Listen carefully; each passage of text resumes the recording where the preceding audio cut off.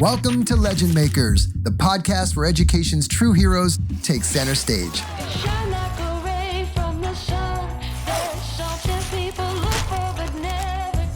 All right, welcome back to the Legend Makers podcast. Today I have with me Jason Kantor. Hey, Jason.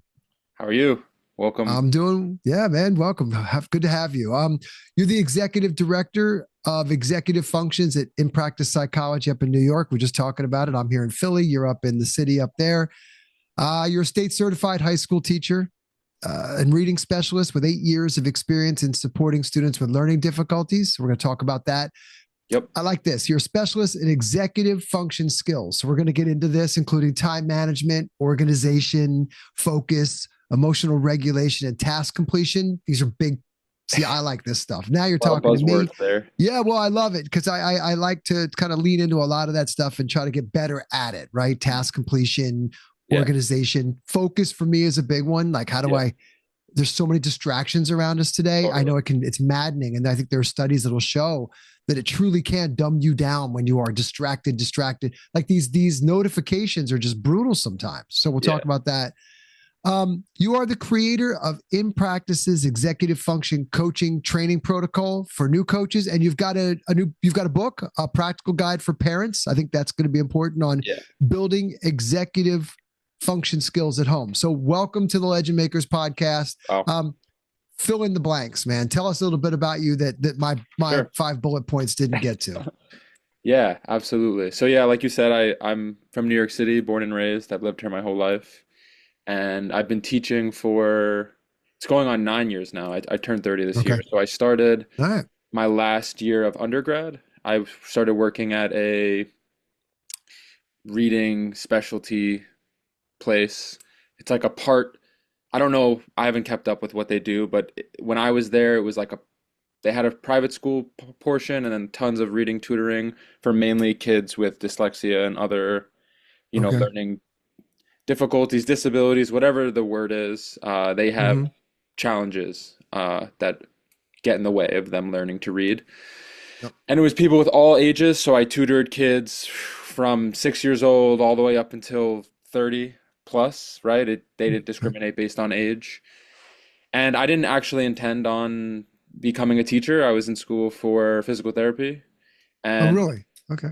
I wanted a job that would look better on a resume, if I'm going to be completely honest with you. And I don't talk about this that much because I'm not proud of my intention. But I was like, I was working at Starbucks and all those types of places, and I'm not disparaging them, but I thought it would look better on a resume. I couldn't get a job at like a physical therapy office or anything. I applied to like every doctor's office. Nobody wanted to take me as a receptionist or an aide. So I'm like, all right, tutoring is a little bit better. And then instantly fell in love with it. And literally within like the first 2 months, I know it sounds dramatic, changed my major to teaching. And then the rest has been history. It's just been like a cascade of effects. Pause there. So that's really cool. So I love that story. So tell me about what was it? So that's a quick one. I mean, that was like a light bulb moment for you then. Kind of. I can't say like one day on Tuesday at 8:30 a.m. It all clicked. It was a culmination of things that I feel like that was the, straw that broke the camel's back. My first foray into education was when I was 16. My high school had a program called Arista. I'm not sure if you're familiar, but it was like an honor thing that my mom forced me to do. And part of it was community service hours. And I had a really good relationship with the librarian at my local library, Miss Tina. Amazing lady. And I went to her and I was like, hey, here's my program. Is there any opportunities for some community service? She was happy to have me help. So I would just put books away and stuff. And then one day she was like, hey, I'm kind of desperate. Would you be interested in doing some homework help for these 2 boys? And they had ADHD, and it was my first introduction. It was like truly thrown into the fire. And I loved it, right? Like I helped one kid pass some of his tests. Another one had a lot of challenges that I was not suitable to work with, but parents couldn't afford tutors. So after that experience, my mom was like, you did so well, you should consider a job in education. And I was Hmm. like, a teacher? That's got to be like the most god-awful job ever. I would never want to do that. So constantly all throughout my undergrad, because I went the first 3 years changing my major 100 times, my mom and everyone just kept reminding me like, you really love this tutoring. You're so good with kids and people. Like you should just become a teacher. And I just kept thinking to myself, like, no, like that's such a silly job. I would never want to do that. They're underpaid. All the typical Hmm. reasons that somebody wouldn't want to be a teacher. And then I got this job at this reading center and all the glass broke. And I'm like, you know what? This actually is a really rewarding and fulfilling career. I really enjoy the work. And now that I have better training and I actually kind of know what I'm doing a little bit more, this is maybe a career I could go into. So then that set off, the avalanche, if you will, and then Yeah. sort of led me here. And that got you, you were a high school teacher? So I changed my major to the way it worked was usually you come in, you do your 4 years of undergraduate for education, and then you graduate with your initial teaching certification. You can start Hmm. teaching in a public school. I was so behind that had I had done that, I would have needed like 3 years of catching up on classes. So believe it or Hmm. not, I only needed one extra year. So I was a junior, I only had 2 years instead of three, and I'm like, I have to go to grad school anyway. Let me take this different track. So I got my undergraduate in English with a concentration in education, which really means Okay. Yeah. nothing.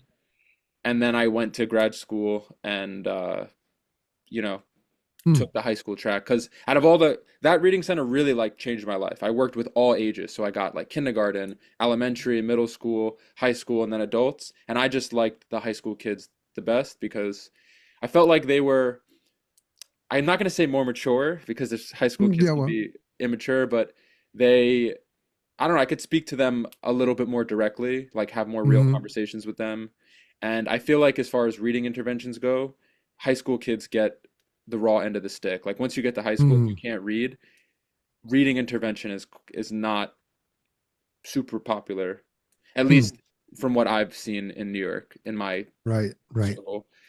So all those things led me to high school, which is where I'm at Yeah. now. And you're still a high school teacher now. Yeah, I've taught in various different contexts, but yeah, for the last, what is it, like 5 years. I didn't Hmm. go right into teaching high school. That reading center led me down a very interesting Yeah. path in the homeschooling world. And then the last Hmm. uh 2 years I've been in the classroom like a proper Okay. high school teacher, but I've always taught high school age kids Okay. mainly. Yeah. And so that's in. So you know, no, this is not. I'm not doing this. No school. I'm not going to be a teacher. I'm not going to be a teacher. Yeah. And next thing you know, you're a teacher. I mean, it's rewarding, yes, but what is it for you? So if I said to Jason, like, what was it that was it just was it that feeling of like I'm actually making a difference? Like, what exactly? Can you put your finger on what it was that was like, yeah, this is like for me. This is the thing for me. Like Yeah, I know I can. rewarding. I don't mean to belittle. I want to dive in a little bit about like No, what no, that this is was. this is good. I feel like the conversation's usually superficial where people are like teaching so rewarding, but we never talk about what that feeling like is and what Yeah. that feels like. So I was a terrible student growing up. Uh, I Hmm. I probably had some undiagnosed reading difficult like dyslexia or whatever it is. When And you that's say terrible, were you disruptive or just a poor student? all the above. Like we could get into maybe that later, like how that works, but I had a lot of difficulties, which then lead to behavior issues, generally speaking. Sure. So, Yeah. I mean, I wasn't the worst behaved student, but I was certainly getting in a lot of trouble. I never Yeah. like, threw a chair at a teacher by any means, but talking Yeah. with my classmates, skipping classes, all that sort of thing. So then when I Yeah. got to working with these kids who were also struggling with reading, behaviorally challenged, I was like, whoa, this is like looking at young Jason. Now Mm-hmm. I get the opportunity to sort of be the teacher that I always wanted, that I not that I didn't have, but I just was in a mindset where I couldn't even notice that a good teacher was in front of me because I was so Mm-hmm. focused on a million other things. So I felt like it almost was like a self-fulfilling journey. And I think that's something teachers don't like to talk about, that in some ways this profession can be a little selfish. Like it does Hmm. feel good to help kids and it does feel good to kind of fix a part of myself that I didn't get when I was younger. And I don't think there's anything Boom. wrong with that. That is such a cool, I've never heard that. Yeah. I've interviewed, gosh, I'll go back and look, but at least 100 people on this podcast. Wow. And there's always a teacher made an impact, a parent made an impact. I wanted to be like them. Yeah. But it's the first time I've heard that's an interesting diagnosis because I share your journey. Yeah. I got sent away when I was in seventh grade. I got kicked out of public school systems Oh, in wow. Fairfax County. And I was sent to a boarding school up in Maine. I was just there last week to go. I returned back after 40 years. I'm Wow. double your age. So I'm twice your age. Got it. So went back after 40 years and had an opportunity to speak with the students there about my journey, my entrepreneurial journey, Yeah. everything. And I was there. I went there kicking and screaming. It was a character education school called Hyde School in Maine. I've talked about it a lot here. And I just went up. But you and I share a very similar, I have the same, I agree with you. Is what I'm saying is, as I'm sitting here listening to you talk, I'm nodding my head because I'm feeling what you felt when I stepped into a classroom with Yeah. drones. And I remember what, and you said it too. You even said the words I say, as I call it little Scotty Buell. You said the Jason that I was, right? I was able Yeah. to have an impact. And I'm seeing in these kids me, and Yeah. knowing that what I struggled with, the impact that I could, you're almost like reaching back to yourself. And that's what I wanted. That Yeah. was an interesting idea of I'm kind of helping myself through this as if I were Totally. reaching back into the past to help my younger self out. So long way of saying that was really Yeah. interesting perspective. And Yeah. if you really want, because you said let's dive into it specifically, there were Yeah. moments when, I didn't, I don't remember, when we're young, we have selective memory. I'm not sure why I struggled to read so much growing up. I'm not sure if I Mm-hmm. had bad reading instruction or who knows what the case was. But as I'm sitting there and going through these foundations with kids, I'm having like legit like flashbacks. Like I remember sitting on the kitchen table with my mom and she's trying to help me sound things out and I just can't, I can't do it for whatever reason. And then my mom is getting frustrated. Again, she did everything she could. I Yeah. sometimes think parents are not the best teachers situationally for their kids just because there's a lot Mm-hmm. of emotions and stuff involved. So then I'm doing this with kids and I'm seeing them get frustrated and I'm watching the teachers around me get frustrated with those kids and I'm like, this is the moment where I get to do the things that I didn't get when I was younger and make the change that I always, like, I guess unconsciously wanted when I was a kid. And now I get Yeah. to like consciously be different. Like I can, do it a different way or not get Mm-hmm. impatient, not get upset. Yeah. And you're sort of watching like, oh, maybe I'm not, it, because, you grow up struggling. My friends around me are smarter than me or at least more capable. I'm always getting like 70s and I'm thinking like, oh, I'm just a stupid kid. Like I won't Mm. be able to, build a rocket or do any of those things. So then I'm sitting with these kids and I'm like, maybe I just lacked all these foundational skills. And perhaps if I went through my schooling journey having the foundational skills, I could have done different things. Who knows what my options would have been? But because I Right. lacked all these skills, I struggled in school, which then takes a toll on your confidence. And I just told myself, like, I'll just be a whatever. Mm. And then I'm sitting in this position now with these kids, and I'm like, wow, no, I wasn't born stupid. I was just not given I lacked a bunch of things that prevented me Yeah. from being able to ascend to the next level. And now I get to help these kids like nip those feelings in the bud, right? So Absolutely. I don't know. I feel like teachers, maybe they don't feel the same way I do, but I don't think it's like bad to say that. Like it's okay to be selfish. Like this is a very rewarding spot I'm Absolutely. in. And if as a byproduct, kids also get helped, I don't see why that's a bad thing. Like it's a I win-win in I my agree with you. opinion. I think so too. I mean, you got to feel fulfilled in what you do. I think at Yeah. least it's a plus, right? I mean, I've been in jobs where I don't, and I know what that feels like, right? Yeah. Not very good. And this Yeah, can get as hard as it ever can get, but I'm deeply fulfilled by what I do. It pulls definitely. me, pulls you through hard times too, doesn't it? I mean, like if you're driven by purpose, there's a lot of things that you're able to overcome versus if you're just in it for whatever, like it's a job. Yeah. That's cool. Yeah. I wasn't expecting that. That's really cool. Like, so now here you are. And tell me about some of the other things you're doing. So you've got this, what's in practice psychology? Tell us about that. Yeah. I can't understate how important this tutoring place was for me because it Mm-hmm. literally led me to every opportunity I've gotten, like in the past, basically since I started my professional career. So the short story is I really connected with one of the students there who was like a spitting image of myself at 16, right? Mm-hmm. And we connected so instantly, like basically inseparable. I was like the only teacher that he worked with because at the school you would work with different teachers different days, and he was like, I'm only gonna come here if I work with him, which was like unheard of, at least for our center, Mm. right? Wow. You Okay. would have a different kid each. So if you came in for 4 hours, each student would rotate teachers for the 4 hours. I would work with him for just the entire time, which Wow. again Okay. was not common. And again, I think I just gave him what any 16-year-old struggling teenage boy needs, right?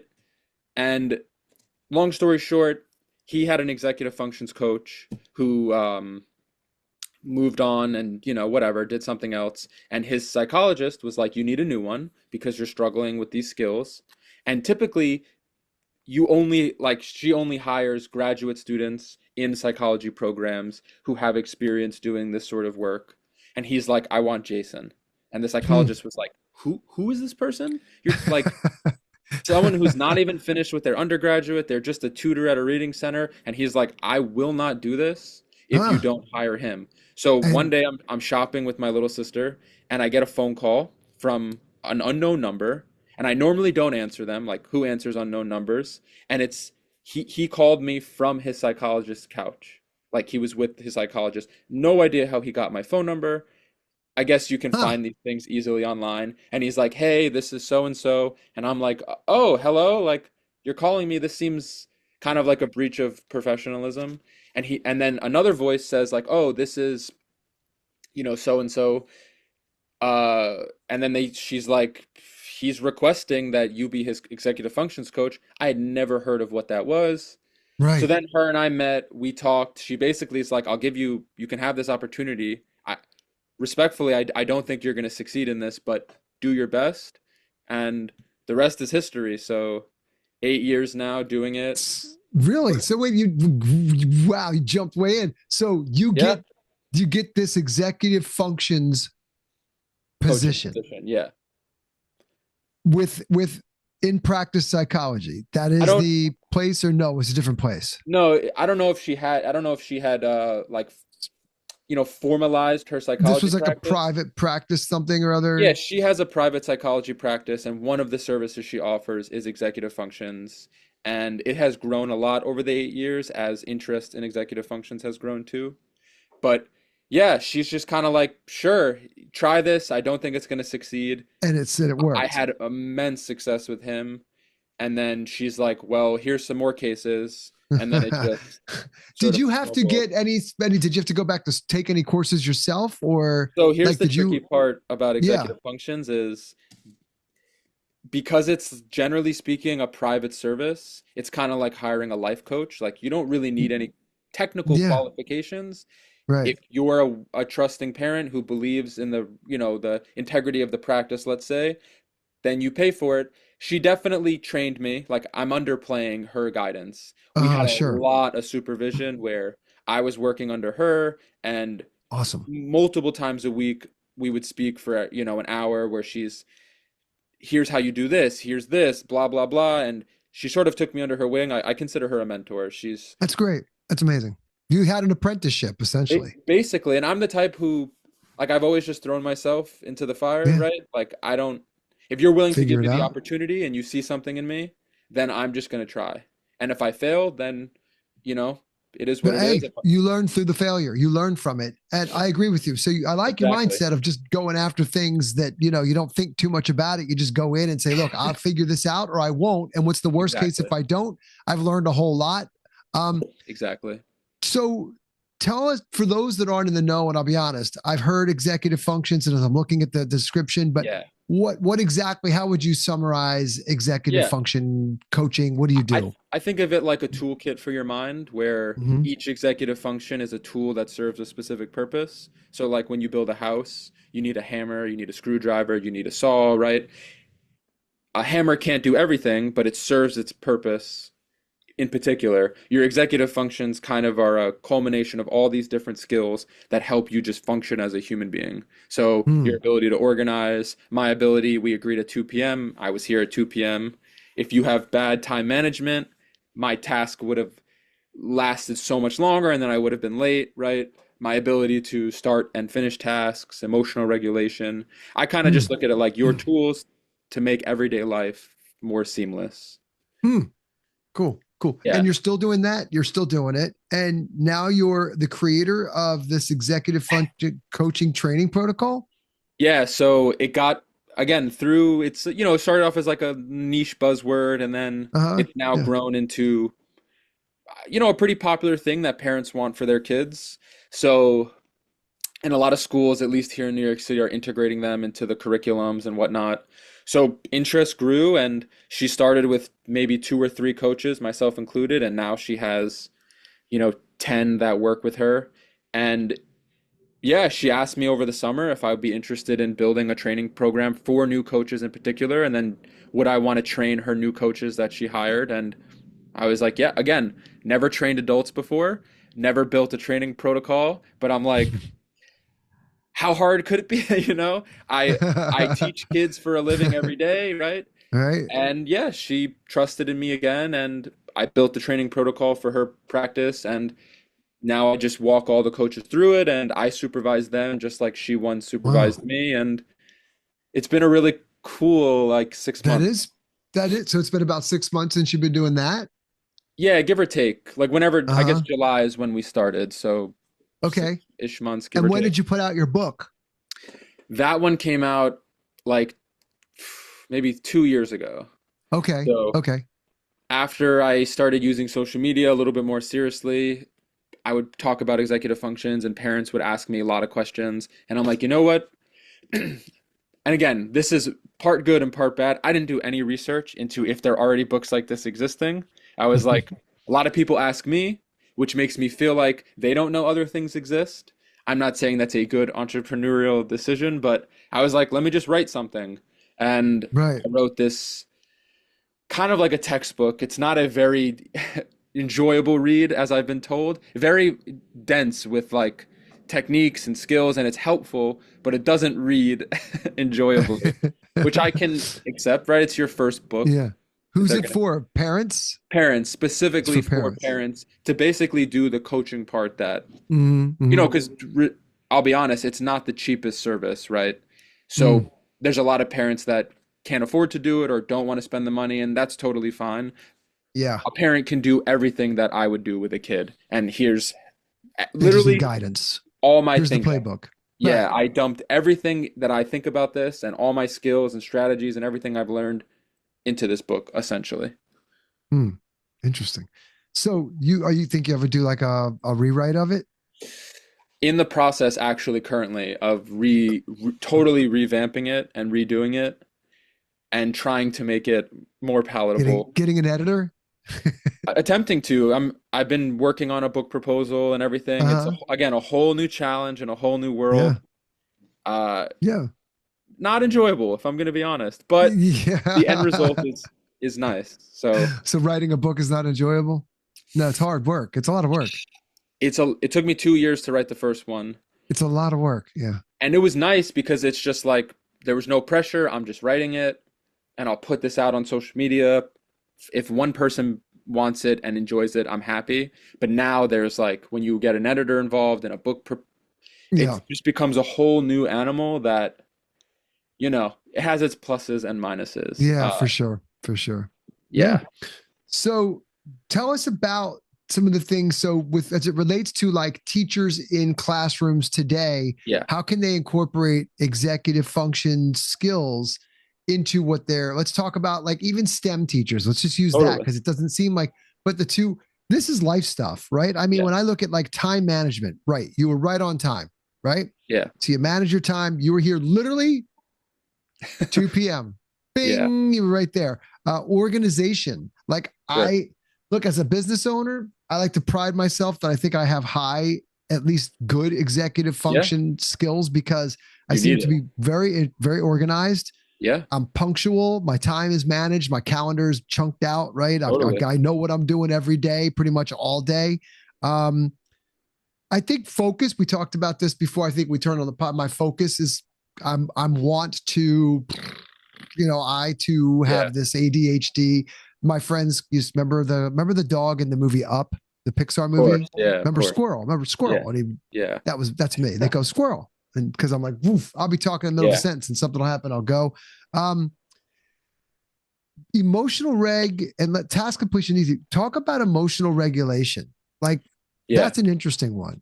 Yeah. To answer your question first, the short answer is it's really hard given the confines of most schools, right? Mm, You have generally speaking, a strict curriculum and objectives, right? I feel like a lot of teachers already feel like they don't have enough time to get through everything they want to get through. So I'm mm, not saying it's impossible, but my thing would be pick like the easiest to implement strategies, like a planner. And you just have to mm, consistently do it. Like you just bake mm, it into your routine. I think routines and consistency is where a lot of people fall short, is like they mm, think, you know, some big grand technique using it inconsistently is going to be fine because it's like this awesome thing that manages everything. But in reality, like a lot of my organizational system is post-its on my computer or yeah. post-its like on my refrigerator. And it's not cool or like unique or anything, but it works. And I just consistently do it. And I Mm-hmm. carve out a few minutes. Like this morning when I got up, brushed my teeth, every day, even when I'm working, I have the week off because schools have off right now. I have to like plan out what I want to do or what I need to get done. And I either use Post-its Mm, or the Notes mm-hmm. app on my phone. So I know that I'm going to check Post-its or I'm going to check the notes on my phone, and that's it. And like that keeps me, generally speaking, fairly Mm-hmm. organized. And Yeah, yeah. when I tell parents that, they're like, almost they can't believe me because they think Post-its are like such a silly little thing to use. But I'm like, I you can insert anything. It could be a planner. That's fine. You can buy a beautiful planner online that you use highlighters. You can get I've tried big calendars in my room or, in like an office. I don't personally gravitate toward those, but it doesn't matter what the thing is. So in a classroom, if you're going to have kids use a planner or like, let's say, check a mm, Google Classroom or something, you just have to do it consistently. So pick that's something, right. commit to that thing, and you can't do it like one week and then not do it the other week. Kids have to like almost unconsciously go to grab the computer and log into Google Classroom because that's what you do every single class. Has to become a habit. Has to be. That's the So only way. I like the sticky notes for you. I think what I hear is that you've got to find out for yourself. You've got to kind of determine what's the trigger going to be for you. Yeah. So how do you make it so that you can't mess it up? Right. So for Yeah. me, I keep, like I live at this desk and, I've always got my Yeah. thing. And then if as it starts to get bigger, I highlight things that really need to get done to Yeah. prioritize That's them. smart. I write every morning, right? I have a Yeah. journal. So I write in the mornings and I read it at night. Yeah. So I kind of bookend my day. But the sticky notes thing is like, put it on a mirror in your bathroom because there's a million things of like things that I should do, right? Like Yeah. these are the to dos, and some of them are more important than the others. But there's all of those things that come up like, oh, remember to do X. Yeah. And some of those little things but it's a million things that go on in a day, right? Yeah. And that's one of those, that's a post-it note thing. That's Yeah. like, put that somewhere where you can't miss it I because, mean, that and I've is my got answer. this. I got this too back here. I write all Yeah. over this. This is like travel and this is highlights. And there's this big whiteboard here that I put all kinds of stuff up on there. I think Totally. it's just interrupting your day. Like make it so that you see these things around you for like task completion, right?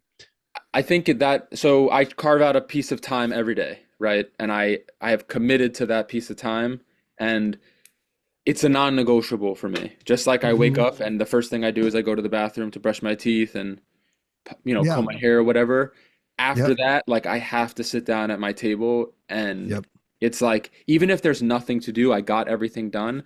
and I know that I have nothing to do and I don't need to check the to-do list or add anything, I still do it because Yeah. I just want to keep the routine. And then, like you said, I put post-its all over places in my home. Like Yeah. They're I good can't use a interrupters. planner. Exactly. And the other thing would be like yesterday, for example, I was out with a friend and one of those small to-dos that had forgotten to do earlier, I remembered it randomly and I just had to pause what we were doing and just set the reminder in my phone. Because Yeah. most people are like, oh, I'll do it when I get home. I Nope. am really always trying to not do that and just stop whatever I'm doing and just like, oh wait, hold on, I need 30 seconds right now to Right. just Right. and I'll do that sometimes in the classroom, like if I remember something, like you just have to do it. And Yeah. I feel like it's not a perfect answer, and there's more But I'd like to say, but we would be talking for hours on end. yes. But I think it just has to become a priority, and you have to commit to the priority. Hmm. And I just carve out those 2 minutes, Yep. Yep. and that's And that could be for teachers as well, just managing their day. I'm sure I find teachers to be for the most part, very well organized. yeah. I mean, you have to Extremely, be. you have to be, and very resourceful, like Yeah, very, very resourceful, like extremely resourceful. But so in terms of like an emotional regulation, like that's a big yeah, one. I think yeah. that's a real big one that it seems to me that's deeper than the rest. Like Yep. time management, organization, focus, task completion. But I look at this emotional regulation. To me, that's like, ooh, it sticks out as Yeah. something very, very kind of unique and different than the rest. Tell us about that in particular. Yeah, that is definitely the hardest executive function to build upon, and in some way it is totally interconnected with all the other ones. Like for example, procrastination, some people don't realize is rooted in emotional dysregulation, right? You might Mhm. procrastinate because you're feeling anxious about this big task that you have to do, right? You're not regulated in that current moment. So then you procrastinate and then you don't get the thing done, right? Which then affects your time management because you push something Yeah. off, right? So it's sort of this like downstream effect that everything can get affected by. So, yeah, I mean, emotional regulation is hard, especially as a teacher in a classroom to work on. I mean, again, we have 1,000 things already.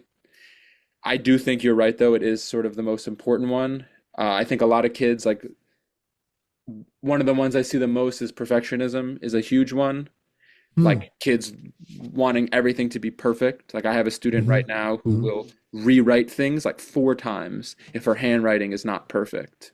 And I Wow. have to like literally take the paper out of her hand and be like, number one, this is already super neat. Like, I don't even know how you think this could get neater. It already looks like a computer wrote this.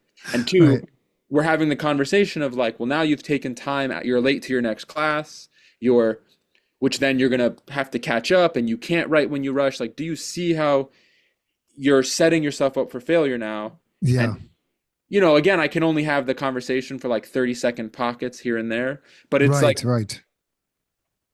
I forgot what you even asked me because Yeah, there's I so was many just things. digging into the social. I think what you're saying is the emotional regulation is the hardest of the bunch to kind of because Yeah, it's more of a, it's exactly what it is. It's emotional regulation. It's how yeah, I react and respond to things, how I process the world around me, how I yeah, let others infect me, how I affect totally. myself versus there are things for me it seems like there are things and that I can do for organization. I can use a planner, I can use a Yeah, calendar, time management. There are techniques and little things that you can do. And totally. I think so. I was just curious about the emotional reg because it seems like it's a deeper dive that and it requires a lot more kind of Yeah, thought around working you with actually somebody. Mhm. sparked something I wanted to say. So Yeah. it is tricky because it definitely gets into the realm of like therapy and Yeah. uncovering sort of these, more deeper rooted issues. Like her perfectionism, I don't have, obviously, I'm not a licensed professional, so I can only hypothesize what the issues are. But hypothetically, you would have someone like a psychologist or a therapist who is trained in executive functions also be able to get to the root of like, well, why are you Hmm. feeling perfectionism, right? And then it's like, then you can start working through that perfectionism and then you're more regulated and you can work on the other executive functions. So as Yeah. much as I Yeah. think it's really important, I have to tread a little lightly when I work on it because again, Of course. I'm not a therapist, and when parents ask me my opinion, it has to be very like, look, this is just my opinion. You need to take Hmm. this with a huge grain of salt this is just what I'm observing. Because it's very, Yeah. it's a very complicated, human emotions and stuff is complex, right? Well, it So could. It's to your point. You touched on it. It's probably rooted in something else that's maybe yeah, maybe even trauma of some sort. exactly. And Yeah, that's where you need to be careful, right? I mean, that's not really your. it's You not, need to no. be careful that you don't step into that because for me, I think about that when you say somebody's a perfectionist, especially maybe they're correcting for something else that's like Yeah, out that's not they want to control, right? totally. Why? Because something else might be outside of that might be out of control in their life, and this is that person's way of, hey, at least I can control this, and I'm going to make it Exactly. perfect because the life around me is imperfect, right? So that's deep, that's Totally. heavy. So looking at the time, oh, I love this. This is really cool. I feel like I could talk to you forever. You've probably got a course in you. You should probably think about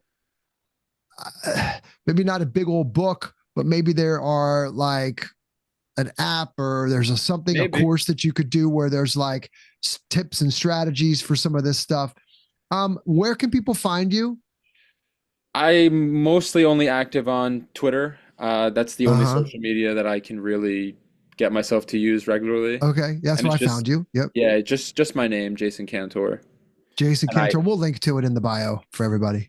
I do my best to share whatever I can. Good. I try to be positive as much as Yeah, I I can found be. it. I found you. That's how we grabbed and connected. I think I saw something you posted. I was like, oh, Yeah. I like what he's doing. Um, I like to leave on high notes, positive notes. Yeah. Easy to get spun around into negativity Of if you watch course. news and follow headlines, which I Yeah. don't. So um what are you feeling good about, in your profession as it relates to maybe education? Totally. What Uh, makes you feel optimistic?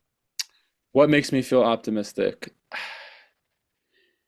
I'm not pausing because I don't have anything. I'm just trying to think about what I think number one, what makes me feel optimistic is this like veil of public school is the only option for people is not crumbling, but I think there's a lot more options for parents in terms of smaller schools, homeschooling, different sorts of private schools that are not super expensive. So I'm really optimistic about more choice for families Mm-hmm. because for I don't know. Maybe this is a naive assumption, but for the last maybe let's say up to 5 or 10 years ago, it seemed like it was private school or public school, right? And I'll Mm-hmm. lump like Catholic school or whatever in there too. And those were your only options. Obviously, Yeah. that's not completely true, but you know, I think that's changing. And there's a lot more options for people, which really make me excited. This is a more controversial one, but I do think ed tech is getting to a point where you're not reliant on what schools buy and implement. Parents can buy their own ed tech tools at home and Mm-hmm. supplement. Like let's say your kid is in a public school and they're missing certain things, but you can't change their environment. There's a lot of tools and things you can use Yeah. online now Agreed. to Agreed. supplement. And there's a lot of really cool and smart people building stuff who care about kids. And I'm very excited about some of those things that people are building. Nice. Nice. Yeah, I would say those two make Good. me really optimistic that I think parents are getting more options, both school-wise and just tools that can Mm. help. That makes me Good. excited. Excellent. Well, listen, we're all going to go follow you on Twitter/X. We'll take a look. This is good. I really appreciate you coming on. I enjoyed this a lot. I agree with a lot of the Likewise. things that you're doing. I think this is important stuff. So, write the book, build the course. People go follow you on Twitter and Yeah, they'll start please. adopting. And if nothing else, they learn from you just by following you. So thank you very much. Hopefully. Yeah, Yeah, man. absolutely. Thank you for having me. You got it. Thank you.